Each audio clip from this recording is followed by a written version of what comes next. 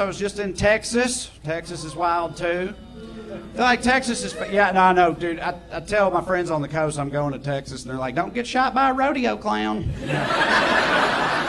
Comedian Trae Crowder, also known as the Liberal Redneck, roasted Texas a bit, and I know it's not very hard to do that these days, but he was pretty spot on about a few things. But I feel like there is kind of a fascination with Texas. For the past few election cycles, in the lead up to the election, you'll start seeing articles and analysis come out that's like, hey, don't look now. This might be the year. The world's not ready for a blue Texas. This might be the year that Texas turns. And then every election night, Texas is just like, got you queers. Yeehaw!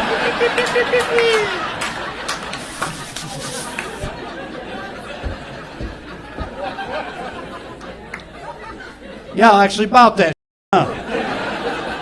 No, we wilder than ever, baby. We got abortion posses. We're FedEx and Mexicans. What's up? Let's go. You want some? We'll send you some. What kind do you want? We got all kinds. We got regular Mexicans, Costa Rican Mexicans, Guatemalan Mexicans, you name it, buddy. So I moved to Texas over 20 years ago, right around Y2K. And despite having lived here for over 20 years, I can tell you that I still don't really get this place. Texas is such an anomaly in this country that it's kind of hard to explain to people from outside of Texas.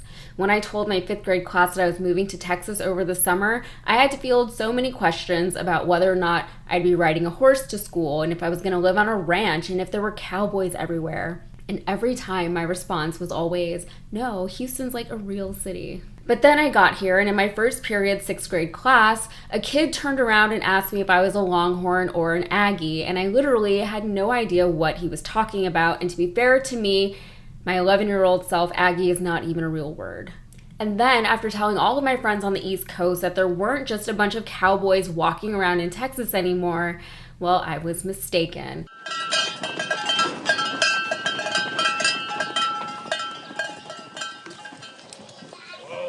These people in town think it's all romance and stuff. It's a long ways from that. Well, low pay and hard work.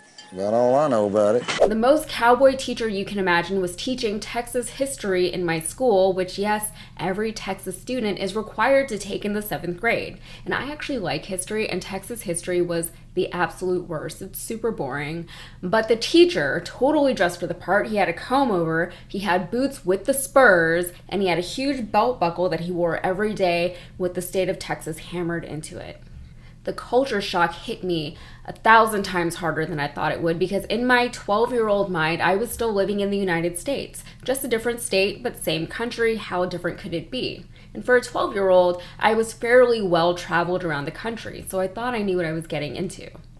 But nothing can prepare someone for Texas, especially not someone like me. And while the cities are more diverse than we often get credit for, there's still an underlying Texanness about them. And of course, I don't actually mean that in a disparaging way. That's how culture works. It permeates a place and its people in both subtle and obnoxious ways. But living here has certainly led me to have various experiences that I don't think I would have had I stayed in New England. For example, my first boyfriend was an evangelical Christian who gave me a Bible as a gift for a Muslim holiday. And by the way, Eid Mubarak to everyone who's celebrating. Also, my friends in school would tell me that they were going to their grandparents' farms over spring break. And I can never really comprehend what they were telling me, and I still kind of don't. Like, are these people going to real farms? I have no idea what goes on farms. And Friday Night Lights, that's all real. Every Friday night during football season in high school, you'd go to the varsity games. I don't even care about football. I never did, but that was what I did, me and everyone else, every Friday night. But even after 20 plus years living here, I have a lot of mixed feelings about this place. Some of the people who I love the most live here, and all things considered, I had a good adolescence growing up here. Who knows who I'd be today if I had stayed in Connecticut, or if I'd moved somewhere else. And who knows what I'd be doing today. But living in Texas, one as a minority and also as a transplant, I believe, helped me to understand some things about this country and its people at perhaps a younger age than I would otherwise have. And in many ways, that led me to doing this kind of work. And to Trae's point, yes, Texas has been purple verging on blue, at least since I've moved here. We've heard it every election cycle, and while I'm not going to get into gerrymandering and voter restrictions right now, it's perhaps more difficult to flip this state now than it was 20 years ago, despite the fact that many Texans, more than I'm sure people outside of the state realize, do not support the actions of our state government. Many of us, despite our mega churches and despite our Joel Osteen, are not evangelicals. Most of us have never asked for our state senate, for instance, to pass a bill requiring all secular public school classrooms to display the 10 Commandments and set aside Bible reading time. And yet, that's what we got. So I'm not going to pretend that the stereotypes aren't real here. And I'm not going to say that I feel completely at home here. I don't, and I never really have. But somehow, despite that, in spite of myself really, it still is my actual home. And although I may represent the transplant liberal counterculture that most stereotypical legacy Texans are irrationally fearful of, and by irrationally fearful, I mean that they are isolationist and xenophobic, and although I've got one foot perpetually out the door of this place, part of me, deep down, still kind of loves it here. And so we do what we can to ensure that our voices are heard.